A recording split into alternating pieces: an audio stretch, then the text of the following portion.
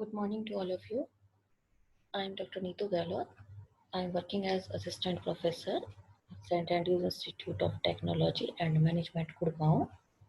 I am from Applied Science Department, and today I am taking my 24th lecture, which is related to the spectroscopy, and that is our 4th unit. So now start our topic, that is the ultraviolet spectroscopy. So before starting our topic, that is ultraviolet spectroscopy, here are some short information which is related to the basic of the spectroscopy.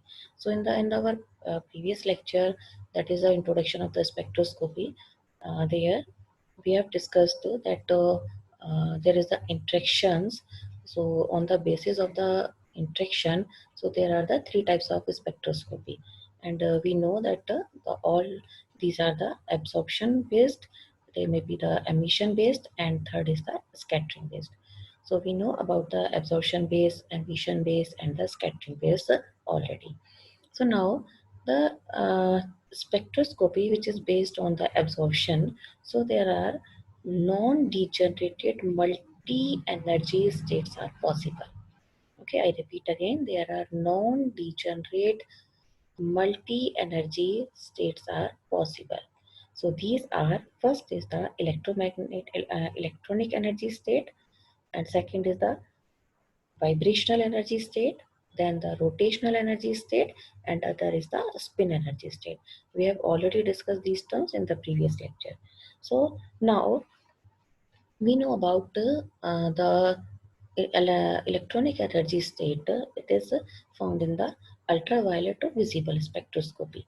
Then the vibrational energy state is in the infrared spectroscopy, and the rotational energy state in the microwave, and the spin energy state is present in the radio wave, or it can NMR spectroscopy. So here the UV spectroscopy means that is the ultraviolet spectroscopy, and IR stands for the infrared spectroscopy, and NMR it stands for the nuclear magnetic resonance spectroscopy. Okay, so now here is the some introduction, or according to the electromagnetic spectrum, these are the reasons. Okay, so here the reason that is the according to the energy. So first is the gamma rays, then X-rays, then ultraviolet or visible region, then the infrared region, and then microwave region, and then radio wave region. So students, this is important for you, that by this you can remember that which type of the spectroscopy are found in which region. So firstly, because we know that the X-ray is its energy is very high. So this is the decreasing order of the energy. The first is gamma rays, then X-rays, then ultraviolet or visible, then infrared spectroscopy, then microwave, and then the radio wave. So here the X-rays it approach from for the nucleus. X-rays जो है वो हमारी उनकी energy इतनी ज़्यादा है कि वो न्यूक्लियस तक जा सकती हैं. देन गामा रेज की एनर्जी इतनी है कि वो न्यूक्लियस तक को पेनिट्रेट कर सकते हैं. So then next is the X-rays, they are from the inner electrons. Then third is the UV visible rays, visible region, that is from the outer electrons. Then infrared spectroscopy for the vibrational level, and microwave for rotational, and then radio wave for the nuclear spin here. So these are the reason which is based on the electromagnetic spectrum. Okay, then come to the ultraviolet spectroscopy, or it is also known as the electronic spectroscopy. So here the ultraviolet radiation, the region extends from 10 nanometer to 400 nanometer, and the visible radiation region it extends from the 400 nanometer to 800 nanometer. Okay, So now, in electronic spectroscopy or ultraviolet spectroscopy, there the UV range is 200 to 400 nanometer, and the visible range is 400 to 800 nanometer. Okay, here ultraviolet spectra of organic compound consist of bond and not sharp peaks. Okay, so which is due to the solvent solute interactions. Vibrational and rotational effects are superimposed or on electronic transitions, resulting into bands. Now here the ultraviolet region of spectroscopy, it may be divided into two parts. Here are two reasons. There are, first is the near ultraviolet region and another is the far ultraviolet region. For near ultraviolet region, the range is 200 to 400 nanometer, and for far ultraviolet region, it below 200 nanometer. Okay, and there the hydrogen bond shift the ultraviolet absorption to shorter wavelength to higher frequency. Okay, so here are the transitions for ultraviolet spectroscopy is studied under the vacuum condition. Here, the common solvent used for preparing sample to be analyzed in either ethyl alcohol or hexane. So here, these are the types of transition. So types of we can say these are the types of electrons involved in transition. Okay, so they are the types of firstly we want to say that these are the types of electrons involved in transition. So when the molecule absorb energy in the ultraviolet region, so electronic transitions takes place, and these transition involve following three steps of valence electron, or these are the sigma electron, pi electron, or n electrons.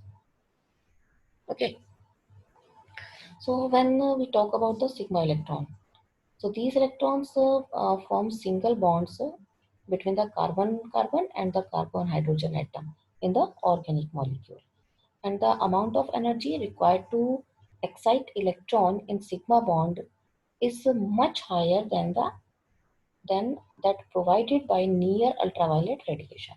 So therefore, compound containing sigma bond do not absorb in near ultraviolet region. So this is why liquid paraffin are used as solvent in ultraviolet spectroscopy. And now another type of the electron, these are the pi electron. So these electrons are involved in the formation of, we know about the pi electron, it is a formation of double or the triple bond in the unsaturated compound. Okay, so when an unsaturated compound is exposed to ultraviolet radiation, the pi electrons present in them predominantly undergo excitation. Okay, and now the third type of the electron is called an electron, or these are called antibonding electron also. So these are the unshared or non-bonding electrons. Okay, and are not involved in bonding between atoms in the molecule. So these electrons can be excited by ultraviolet radiation. Therefore, the compounds containing such as the nitrogen, oxygen, sulfur, halogen, or unsaturated hydrocarbons may absorb ultraviolet radiation. Okay, so these are the types of electrons or which involved in the transition. Now here the types of electronic transition. So there are, we can see here are the transition. The possible electronic transitions are, there are the six transition, and the first is the sigma to sigma star transition, pi to pi star transition, n to sigma star transition, n to pi star transition, then sigma to pi star transition, and pi to sigma star transition. Here you can see that I marked these two types of the transition here. So we will discussing after. So here, so as we see, there are the six types of the transitions. So the symmetric arrangement showing the energy level of all these orbitals. Okay, and we can say Okay, there are this shows the energy level of all these orbitals. First is the transition between bonding and anti-bonding orbitals. Okay, so these are it may be the sigma to sigma star and pi to pi star. So firstly, we are talking about the sigma to sigma star. So these are high energy transition as sigma bond. These are generally, we know that a sigma bond is a strong bond. So saturated hydrocarbons like methane, propane, they show such high energy transition. Okay, and the second is the pi to pi star transition. So here the molecule having unsaturation, they shows this kind of transition and absorb in ultraviolet or visible region. For example, these are the alkenes, alkynes, carbonyl compound, etc. And here the promotion of non-bonding electrons. And these non-bonding electrons are the N2 sigma star or N2 pi star. Clear? So here these involve transitions of non-bonding lone pair of heteroatom. They may be oxygen, nitrogen to an empty anti-bonding molecular orbital. Okay. So the compound like saturated alkyl halide or alcohol or ketones, ether aldehyde, they shows the N2 sigma star transition. So there we can see that is the example. It shows the it is also shows the N2 pi star transition. Okay, so these are the we can say there are four main types of transitions, electronic transition, and in terms of decreasing order, decreasing energy requirement, so we can arrange them. These are the sigma to sigma star, and then pi to sorry uh, then pi to sigma. Sorry, they are the four main types of the electronic transitions, and in terms of decreasing energy requirement, so they arrange a sigma to sigma star, then n to sigma star, pi to pi star, and n to pi star. Okay, clear. So this is the I can correct that is the n to sigma star. Okay. So this is the decreasing energy order. And now when there are the only four transitions are present here, but the two transitions, that is a sigma to pi star and pi to sigma star. So these two transitions are we can say for simple study of spectra, and it's easy interpretation of data. Certain restrictions are imposed on quantum number during transitions, which are called as selection rule, or we can say that these sigma to pi star or to and pi to sigma star. So these electronic transitions are forbidden transitions, and they are only theoretically possible. Okay, so according to selection rule, these radiations are forbidden and therefore have weak intensity. और इन simply हम कह बिल्कुल selection rule के according हम कह सकते हैं कि ना तो वो सेम ट्रांजिशन है कि जैसे सिग्मा टू सिग्मा स्टार हो, पाई टू पाई स्टार हो, so this is different in the sigma to pi star and pi to sigma star. So it can't follow the first rule, and there is the large energy gap in between these transition. So these are uh, not in the selection rule criteria. Okay, so or we can say that the transition as per selection rule are, that is the allowed transition, and if these rules are not followed, so then transition will not take place and it is called the forbidden transition. Okay, so these transition are the sigma to pi star and pi to sigma star. That way I mark these two transition in the above diagram. Now come to the terms which are used in the ultraviolet spectroscopy. So this is an important topic, and it comes in the short note also. So these are the chromophore and the another term which is called Auxochrome. Okay, so the firstly we are talking about the chromophore. So here the chromophore, the part of molecule responsible for imparting color are called chromophore. Okay, जो responsible होगा compound के colour के लिए वो है हमारा chromophore. और the chromophores are isolated covalently bonded group that shows a characteristics absorption in the ultraviolet or the visible region. Okay, so there are, in simple language we can see the molecules, the part of the molecule which is responsible for imparting color. This is called the chromophore. Here is the example that here the functional group, the containing multiple bond capable of absorbing radiations above 200 nanometer due to किसकी वजह से n to pi star or pi to pi star transition. So there are the examples. There are the NO2, NO, CO. So these are the examples. In simple word, chromophore are the functional groups which absorb electromagnetic radiation and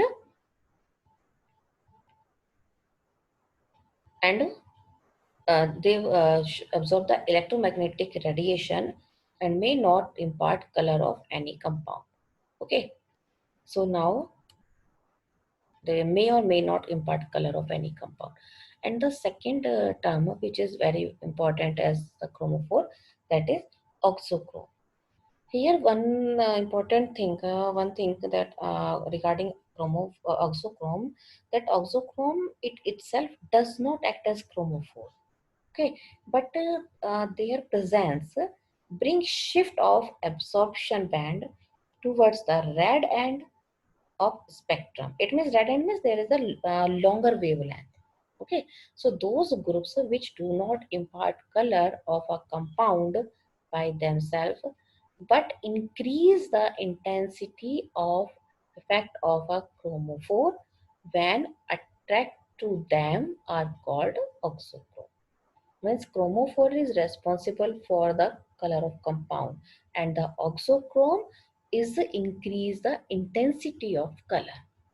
Clear? Then the groups shows characteristic absorption below 2000 angstrom by themselves. So typical example of auxochromes are here. These are the OH group, NH2 group, NR2 group, OR group, and so many. So all auxochrome contains unshared pair of non-bonding electrons when conjugated with chromophore. Okay, so now the difference, you have to difference between the chromophore and the auxochrome. I repeat again, the chromophores are the responsible for the color of the compound and auxochrome is increase or decrease the increase the intensity of the color. Suppose okay, so that now the next topic, that is the absorption and intensity shifts in the ultraviolet spectroscopy. So here there's a shift and the shift is important for long as well as the short question. Okay, so here there is the absorbance and there is the wavelength lambda. So the shift, these are shift called, the first is the bathochromic shift, then second number is the represent the hypsochromic shift, then third number is the hyperchromic shift, and fourth number is represent the hypochromic shift. And here one important point, that the bathochromic shift is called red shift and the hypsochromic shift is called the blue shift. They both are the important or at the red shift of the blue shift. So here, firstly, we are going with the bathochromic shift. So here, the bathochromic shift, bathochromic effect, shift of absorption maximum towards longer wavelength in the presence of auxochrome or change of solvent. So increase in conjugation also causes bathochromic effect. So here It is also called, as we know that bathychromic shift is called the red shift. So it is an effect by virtue of which the absorption maximum is shifted towards longer wavelength due to the presence of an auxochrome or by change of solvent. Okay, now the come to the next, that is the blue shift. It is an effect by virtue of which of absorption is maximum in is shifted towards shorter wavelength. It is all known as the blue shift, or it is also called the hypsochromic shift. So here, due to the due to this absorption maximum is shifted to shorter wavelength. So this happens when conjugation is reduced or polarity of solvent is changed. So here the example, the effect of is due to the presence of a group causes removal of conjugation or by the change of solvent. So example, aniline shows the blue shift in acidic medium. It lose conjugation. So there is the lambda wavelength of aniline is 280 nanometer, and the wavelength of in the acidic medium, that is the 265 nanometer. Okay, then the third type of shift is called the hyperchromic shift. The hyperchromic shift, when the when intensity hyperchromic shifter. Hyperchromic shifter when absorption intensity of a compound is increased, so it is called hyperchromic shift. Or it is an effect due to which intensity of absorption maximum increase. Okay, so that is the hyperchromic shift. So here, an auxochrome introduced to the compound, the intensity of absorption increases. So here is the example of the pyridine, and another is the 2-methyl pyridine. Or we can see that there is the lambda maximum is the 257 nanometer, and the 2-methyl pyridine, the lambda maximum is the 260 nanometer. Okay, then come to the fourth type of the shift, that is called the hypochromic shift. So hypochromic shift, when the intensity of absorption maximum decreases, then it is called the hypochromic shift. Okay, so when the absorption intensity of the compound is decreased, so it is called the hypochromic shift. Here we take the example of the naphthalene. This is the naphthalene, and the second is 2-methyl naphthalene. Okay, and now come to the applications of the ultraviolet spectroscopy. So here, these are the applications of ultraviolet spectroscopy. So the first is the qualitative and the quantitative analysis. And in this topic, it is a qualitative and the quantitative analysis. It is used for characterizing the aromatic compounds and conjugated olefins, and it can be used to find out molar concentration of the solute under study. So this is the qualitative and the quantitative analysis. And then second is the detection of impurities. Okay, so in the second, in the detection of impurities, here the ultraviolet spectroscopy is very useful in the detection of impurities it present in the compounds. Okay, so suppose the impurities of benzene in cyclohexane can be detected if the sample absorb at 255 nanometer, which is the characteristic absorption of benzene. Okay, then the third is the detection of isomers are possible. This is also important application. And then in the chemical kinetics also, so the technique it is very useful in the study of the kinetics of a reaction. So the reaction in concentration of a product or a reactant as a function of time can easily be determined by this technique. Okay, then the next is that is the determination of structure of organic compound. Okay, so in the determination of structure of the organic compound, so the factor that compound having the similar structure shows similar absorption spectra, and that can be utilized in deciding the constitution of the compound. Okay, so this is the determination of structure of the compound. So next is the conformation of the cis or trans hydrogen. In the determination of cis trans isomers, we know that the geometrical isomers. So the determination of the geometrical isomers, that is whether the compound is cis form or in the trans. So it is established with the help of ultraviolet spectroscopy. We can determine.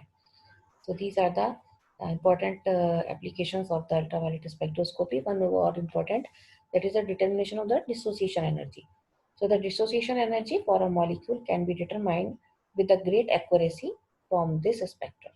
The dissociation energy is calculated from the wavelength that separates the discontinuous part of the spectrum from the continuous part of the spectrum, resulting from the dissociation of the molecule into two parts is varying among the kinetic energy. Okay, so these are the applications, important applications of the ultraviolet spectroscopy. So now I complete my topic, that is the ultraviolet spectroscopy, and now I stop my lecture, and for any query can contact with me. Thank you.